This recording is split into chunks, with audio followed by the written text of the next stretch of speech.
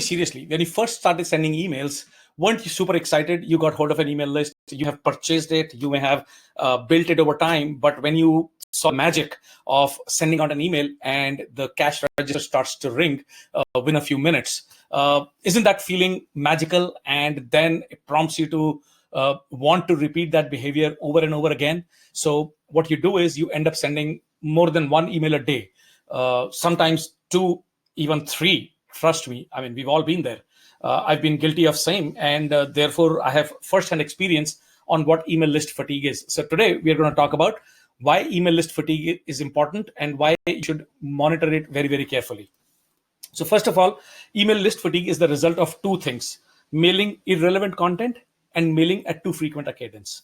Now, if your users have signed up, you promise them something, that you're going to either deliver an ebook or they expect certain amount of content or certain type of content from your brand.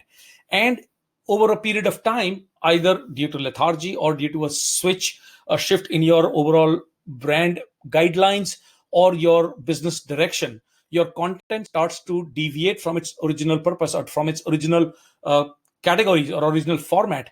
Your users start to become disinterested. So that's one. It starts to become irrelevant to them.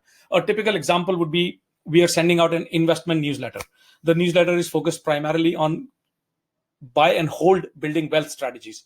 Over time, however, we start to talk about day trading strategies. We start to talk about how electronic trading in stocks, holding them for a few minutes to a couple of hours in a day, makes more sense. The audience may actually lose interest because the people, the way they invest is kind of tied into their psyche. Not everyone wants to invest in all types of categories. So the content becomes irrelevant for them. And quite naturally, if you're talking about day trading, you may end up sending 2, 3, 4 emails a day, sending them alerts on what stocks to buy at what price and all. So now they're suddenly getting bombarded in their mailbox, and that basically causes list fatigue. They start to become annoyed, they start to become irritated.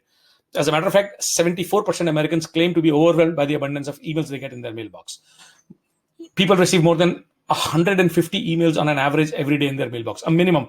And these are not counting the spam and the other emails. These are the emails that they have at some point in their lives signed up for. So that is by itself, in and of itself, is a major overwhelm. So why is focusing on email fatigue important? Because it helps you maintain engagement levels. Constantly monitor your emails.